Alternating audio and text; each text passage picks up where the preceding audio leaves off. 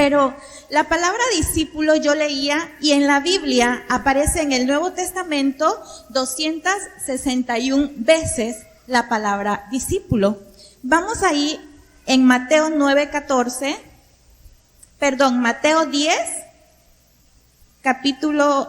10, versículos 1 al 4. Todos sabemos que Jesús tenía discípulos, ¿verdad? Y conocemos, y yo estoy segura que no es nuevo para usted, que Jesús tenía 12 discípulos, a los cuales Él los llama. ¿Se saben sus nombres de los 12 discípulos? Bueno, los vamos a ver aquí en Mateo 10, 1, 4. Y la palabra dice, entonces, llamando a sus discípulos, les dio autoridad sobre los espíritus inmundos para que los echasen fuera y para sanar toda enfermedad y toda dolencia. Los nombres de los 12 apóstoles son estos. Primero, Simón, llamado Pedro, y Andrés, que era hermano de Simón, Jacobo, hijo de Zebedeo, y Juan, su hermano, Felipe, Bartolomé, Tomás, Mateo el publicano, Jacobo, hijo de Alfeo, Lebeo, por sobrenombre Tadeo, Simón el cananista y Judas Iscariote, el que también le entregó. Bien, ahí están los nombres de los 12 discípulos. Nosotros podemos encontrar en cualquiera de los evangelios, Mateo, Marcos, Lucas, Juan, cómo fue el llamamiento de los discípulos. Y algo que Jesús hace con los discípulos es que los llama por nombre. Y quiero introducirme a este primer punto de la predicación, y es, el discípulo de Jesús es aquel llamado por Él. Dios nos ha llamado a ser sus discípulos. Y yo quiero decirte, iglesia, que Dios te llamó por nombre. Jesús te llamó por nombre. Yo no sé cómo hayan llegado ustedes aquí a la iglesia, pero el sistema de evangelismo que nosotros usamos es un evangelismo amistoso y siempre decimos, vamos a invitar a una persona. Y decimos, bueno, anota a tu invitado, pon su nombre, ora por él, intercede, ayuna por tu amigo. Usted no pone ahí, voy a invitar a la prostituta. No pone ahí, voy a invitar al narcotraficante. No pone ahí, voy a invitar al adúltero, al fornicario, al secuestrador. Usted no pone ese nombre. Usted pone el nombre de la persona. Porque Jesús nos llama por nombre. Él no nos llama por nuestro pecado. ¿No? Él no está viendo en Ernestina su pecado. Él no está viendo en Oscar su pecado. Él no está viendo en ninguno de nosotros nuestro pecado. Él no nos conoce de esa manera. Y yo me imagino a Jesús, vamos a hacer un ejercicio, no sé si, hermano Johnny, si me bajo esto, ¿sí? ¿No? ¿Puedo bajar? Bueno, imaginemos que yo soy Jesús y Él llama a 12 hombres, 12 discípulos. Los voy a llamar, y cuando yo diga su nombre, me siguen, ¿de acuerdo? Para poder ilustrarlo un poquito. Y Él dijo, yo imagino a Jesús en la ciudad, paseando. Quiero decirles que sobre Jesús se manifestaban los 9 dones del Espíritu Santo, dones de revelación, de milagros, de fe. Y Él conocía, dice, el corazón de las personas. Y Él sabía que a los hombres que estaba escogiendo eran hombres que tenían una vida de pecado. No eran hombres santos, no eran hombres limpios, pero Él los necesitaba y Él había visto, además de eso, algo que Él podía utilizar a esas personas. Entonces Jesús, dice la palabra, por ejemplo, cuando llama a Mateo, le dice que estaba Mateo sentado recogiendo los impuestos y Jesús le ve y le dice, sígueme. Yo soy Jesús. Y digo, Oscar, sígueme. Y Jesús se paseaba por toda la ciudad y llamó a su siguiente discípulo y dijo, Kevin, sígueme. Y Jesús seguía llamando por nombre y decía, Johnny, sígueme. Y así continuaba y decía, Gabriel, sígueme. Síganme, síganme, síganme. Y estos hombres imperfectos, hombres pecadores, se convirtieron en los seguidores de Jesús. A donde Jesús iba, ellos le seguían. Si Jesús viajaba por diferentes ciudades, sanaba enfermos, liberaba endemoniados, ellos le seguían. Ellos, hombres comunes y corrientes, llenos de pecados, se convirtieron en los discípulos de Jesús. Gracias, hermanos. Ahorita los voy a necesitar de nuevo. Bien, quiero retomar el versículo de Marcos, capítulo 2, verso 13 y 14. Voy a leerlo rápidamente para que no me avance tanto el tiempo. La palabra dice, después volvió a salir del mar y toda la gente venía a él y les enseñaba. Y al pasar, vio a Leví, hijo de Alfeo, este es Mateo, sentado al banco de los tributos públicos y le dijo, sígueme. Y Mateo dice que levantándose, le siguió. Pero, iglesia, yo quiero decirles también que a Jesús no solamente lo seguían los 12 discípulos. Dice la palabra que a Jesús lo seguían multitudes. Y vamos ahí igual en Marcos, capítulo 3, versículos del 7 al 9, dice la palabra, mas Jesús se retiró al mar con sus discípulos y le siguió gran multitud de Galilea y de Judea, de Jerusalén, de Idumea, del otro lado del Jordán y de los alrededores de Tiro y de Sidón, oyendo cuán grandes cosas hacía. Grandes multitudes vinieron a él y dijo a sus discípulos que le tuviesen siempre lista la barca a causa del gentío para que no lo oprimiesen. Bien, estaban los 12 discípulos que lo seguían de cerca, pero estaban las multitudes. Y si nosotros preguntamos, ¿por qué las multitudes seguían a Jesús? Probablemente tengamos una respuesta muy evidente y muy sencilla, y a lo mejor hasta no necesito decírselo porque tal vez usted lo esté pensando y tenga la respuesta correcta. A Jesús lo seguía las multitudes porque él hacía milagros, porque él hacía sanidades. En ese tiempo la historia dice que la medicina o la ciencia no estaba tan avanzada, la gente moría, incluso dice la lepra era considerada una enfermedad mortal, una enfermedad vil. A los leprosos los sacaban de la ciudad, los encerraban en cuevas y ahí dejaban que se murieran para que no contagiaran a los demás. Entonces al ver las multitudes, esto decían, escuchaban, ¡ahí va Jesús! Y se amontonaban y dice que él, pero yo me lo imagino que iba pasando y venían las multitudes y lo apretaban y me recordó como, bueno, voy a mencionar como cuando vino el presidente Andrés Manuel, ¿no? Que se agolpan las multitudes y lo quieren tocar la mano y lo quieren saludar. De la misma manera esas multitudes hacían con Jesús. Pero desafortunadamente, hermanos, esas multitudes no seguían a Jesús porque quisieran aprender de él. No seguían a Jesús porque quisieran escuchar sus enseñanzas. No seguían a Jesús porque querían aprender a orar. No seguían a Jesús porque querían aprender disciplinas espirituales. Seguían a Jesús por lo que él podía hacer por ellos. Y yo quiero que en esta mañana, iglesia, usted se pregunte, ¿por qué yo sigo a Jesús? ¿Por qué vengo? ¿Por qué te levantas el domingo temprano, te bañas, te arreglas y vienes y te sientas aquí, no sé, 2 horas, ¿cuánto tiempo estamos aquí? ¿Cuál es la motivación de tu corazón por la que vienes? ¿Vienes verdaderamente a adorar al Rey?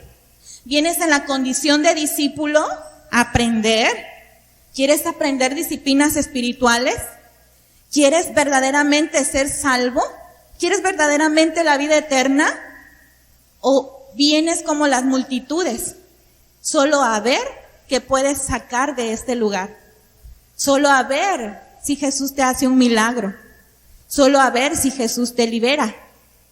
¿Y qué pasaba con las multitudes? Cuando conseguían algo de Jesús, lo dejaban solo y Él seguía con sus 12 discípulos.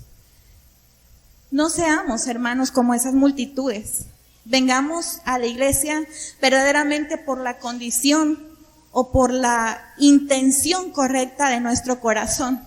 Aunque quiero decirle también de parte de Dios que el Espíritu Santo todo lo escudriña, dice la palabra, y catarraba babacanda. Escudriña aún lo más profundo de nuestro corazón. Y Él conoce el corazón de cada uno de nosotros. Delante de Él nada se puede esconder. Cuando los fariseos, dice la palabra, se ponían y espiaban a Jesús y le querían poner una trampa, Jesús ya lo sabía. Y Jesús les decía, ¿por qué cavilan en sus corazones esto? Yo ya sé lo que ustedes están planeando, yo ya sé lo que ustedes están pensando de mí. Mas Jesús nunca devolvió mal por mal. Él dice, bendecid a vuestros enemigos, orad por aquellos que nos roban, interceded, dales de la bendición. Y eso es lo que enseñaba Jesús. Quiero decirles también que el discípulo sigue las pisadas de su maestro. Y bien, ¿cuáles son esas pisadas de Jesús? Sabemos que el Hijo de Dios encarnado, el Padre, que se vuelve hombre y que viene a esta tierra, tenía una misión muy importante.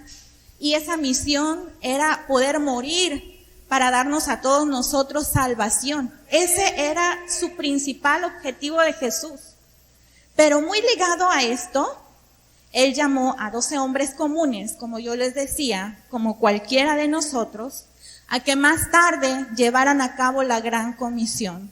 Y la gran comisión era hacer discípulos para que el evangelio del reino siguiera expandiéndose como hasta el día de hoy. Y gracias a esos 12 hombres valientes, en serio, porque hay que ser muy valiente para compartir las buenas noticias, hoy nosotros hemos conocido de Dios y hoy nosotros tenemos salvación y tenemos esperanza de vida eterna. En Mateo 10, capítulo 10, versículos 5 al 8, dice la palabra, a estos 12 envió Jesús y les dio instrucciones. Dios nos da instrucciones. Y diciendo, por camino de gentiles no vayas, en ciudad de samaritanos no entréis, sino id antes a las ovejas perdidas de la casa de Israel, y yendo predicad diciendo, el reino de los cielos se ha acercado. Sanad enfermos, limpiad leprosos, resucitad muertos, echad fuera demonios, de gracia recibiste, dad de gracia. Entonces vemos cómo Jesús los instruye para toda buena obra. Las pisadas que Jesús quiere que nosotros sigamos son pisadas para toda buena obra. Para eso nos ha llamado Dios, para eso estamos aquí, para eso hemos decidido voluntariamente ser discípulos de Jesús, para llevar a cabo toda buena obra, todo plan perfecto de Dios y para esparcir el evangelio a toda criatura. Y quiero decirle también que el verdadero discípulo permanece unido a su maestro. La Biblia nos dice en Juan capítulo 15, verso 5, lo siguiente. Dice, yo soy la vid, Jesús estaba hablando, yo soy la vid y vosotros los pámpanos. El que permanece en mí y yo en él, este lleva mucho fruto, porque separados de mí nada podéis hacer. Entonces debemos permanecer unidos al maestro. Hace rato el video que se preparó para el día de hoy de inicio, ¿no? Decía ahí el pastor, a veces vivimos unas vidas cristianas muy tibias y pareciera que estamos permaneciendo en el maestro, pareciera que estamos permaneciendo en Jesús, pareciera que estamos unidos, pareciera que estamos sobre la vid o junto a la vid, mas no es así. No es así. Esto viene a relucir y esto viene a dar evidencia cuando nosotros no damos fruto en nuestra vida cristiana. Empezamos a no dar frutos, a no tener esa manifestación de Dios en nuestra vida, a no tener esa manifestación del fruto del Espíritu Santo sobre nosotros. Y algo tremendo que yo puedo ver en esta parte de los discípulos de Jesús, dentro de los 12 encontramos a Judas. Usted puede decir, híjole, leemos la historia de Judas y nos resulta tremendamente conmovedora. Cuando Jesús los llama a todos, los llamó por nombre, yo les decía hace rato. Dentro de ellos, Jesús llama también a la persona que lo iba a entregar a la cruz. ¿Ustedes creen que Jesús no lo sabía? Sí lo sabía. Él sabía lo que Judas iba a hacer, sabía los planes que él tenía, pero a pesar de eso, le dijo, ven y sígueme, aprende de mí, aprende del Maestro, rodéate de mí. Y yo quiero decirles que Judas es un ejemplo trágico de oportunidades perdidas. Judas oyó enseñar a Jesús. Imagínense aquel tiempo, híjole, yo creo que ver a Jesús, convivir con Jesús, comer con Jesús, escuchar a Jesús hablar, eso ha de haber sido tremendo. Tremendo ver cómo Jesús sanaba, cómo Jesús levantaba a esos muertos, eso es sorprendente. Y todo eso veía Judas, y todo eso veía él, veía la bondad de su Maestro, veía el corazón de Jesús, pero en Judas se dejó usar por Satanás para hacer lo que él iba a hacer. Incluso Judas ejemplifica lo horrible y lo peligroso de la traición espiritual. Vemos nosotros a personas que parecen verdaderos discípulos de Jesús. ¿Dónde están mis discípulos? Vengan mis discípulos, síganme.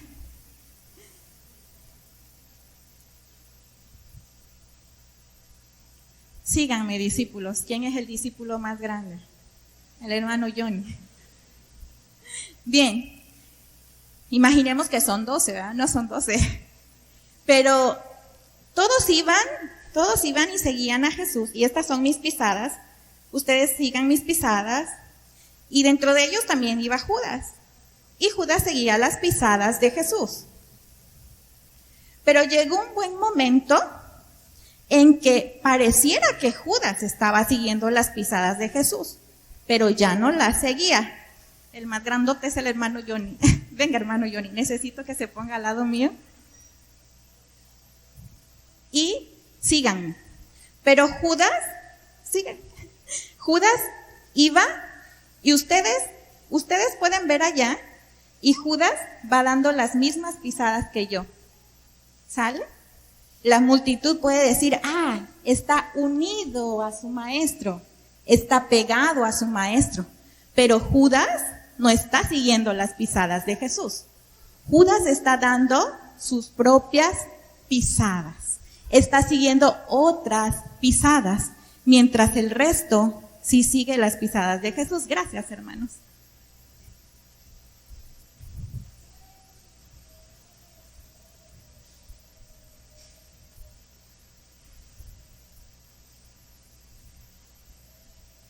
Entonces, yo quiero que veamos la tragedia de la vida de Judas. Dice que Judas era un hombre que tenía una posición importante dentro de los discípulos de Jesús. Y lo que hacía Judas, dice que era un hombre que él se encargaba de traer la bolsa del dinero.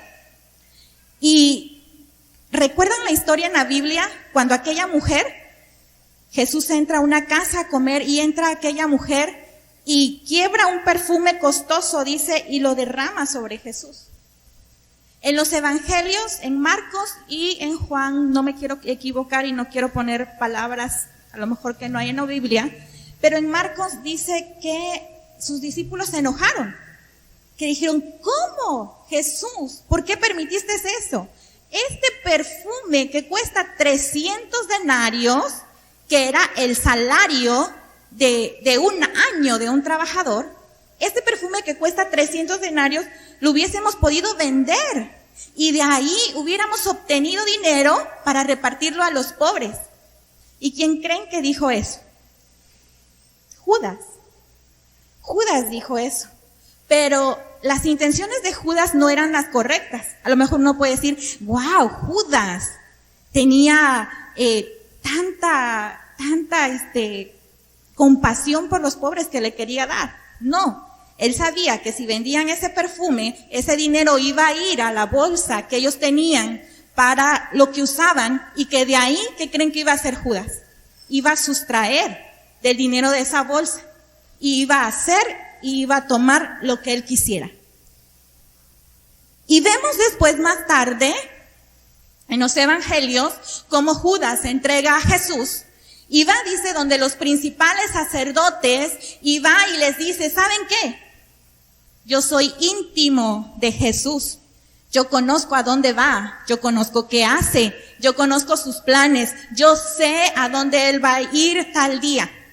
Yo se los voy a entregar, pero les voy a pedir a cambio 30 monedas de plata. Perfecto, dijeron los sacerdotes, los fariseos, de aquí somos. Y le dan sus 30 monedas de plata. Y como Judas sabía a dónde iba a ir a Jesús, Jesús esa noche dice que subió al monte a orar junto con sus discípulos y estaba orando. Y en eso llegó una multitud y se acercó a él. Y Judas iba dentro de esa multitud. Y se acerca Judas y le dice, Maestro, y le da un beso. Jesús le dice, ¿con un beso me entregas, Judas? Incluso usted puede leer los evangelios y le dice, amigo, ¿con un beso me entregas? Jesús nunca le dijo a Judas, vete, no eres digno. Jesús nunca le dijo a Judas, sal fuera, Satanás, a lo mejor le podía decir. Jesús le instruyó, le enseñó. Cuando Judas entrega a Jesús, dice que los discípulos, el resto, se conmocionaron y uno saca su espada y ¡pum! Le corta la oreja a un soldado romano. Y Jesús dice, no, así no es nuestra batalla. Nuestra batalla es espiritual, no es carnal. Judas, menciona la palabra, que estando conmovido por lo que había hecho, dijo él, he entregado sangre inocente. Dice el trágico final de este hombre, que él mismo, que él mismo buscó y que él mismo trazó su camino de esa manera. Dice que fue donde los sumos sacerdotes le aventó sus monedas porque esto no les satisfizo y les dijo, aquí están sus monedas. Y agarró y se sale corriendo y se va. Y dice la palabra que Judas fue y se ahorcó. ¿Jesús lo condenó? No. Sus obras de él lo condenaron. Sus obras de él lo condenaron, iglesia. Pero para no dar tanta importancia a lo que Judas hizo y lo que había tramado, quiero decirles también que Judas es una prueba de la paciencia de Dios. Que Judas es una prueba de la bondad generosa de Dios. Que Judas es la prueba de la benevolencia amorosa de Cristo para con nosotros, iglesia. Recordemos que aún él lo siguió llamando amigo. Él nunca le dijo traidor. Él nunca le dijo ladrón. Él compartió el pan en su mesa con Judas. Vemos que Jesús mostró una habilidad y una amabilidad, y un amor incomparable para con Judas. Aún a pesar de lo que él estaba planeando hacer. Quiero decirles hoy, iglesia, quiero decirles de parte de Dios que examinemos nuestro corazón. ¿Qué somos delante de Dios? ¿Somos de la multitud que lo seguimos solo por los milagros? ¿Somos de la multitud que lo seguimos solo por las sanidades? ¿Somos de la multitud que venimos a la iglesia solo para ver qué conseguimos de aquí? ¿Somos verdaderos discípulos? ¿Seguimos las pisadas del Maestro? ¿Queremos verdaderamente ser enseñados por Dios?